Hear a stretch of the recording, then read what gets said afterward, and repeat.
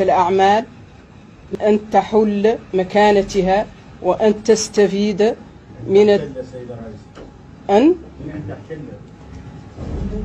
أن تحتل مكانتها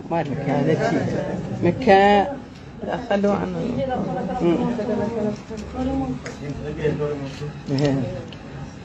هي أنا قاعد أستفيد عليه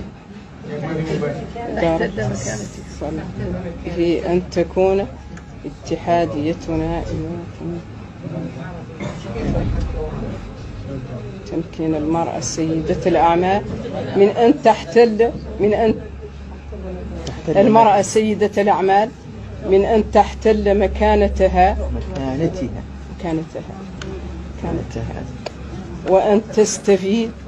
من التمييز الإيجابي على أكمل وجه اقتصاديا واجتماعيا وثقافيا. والله على ما أقول وكيل، وما توفيقي إلا بالله عليه توكلت وإليه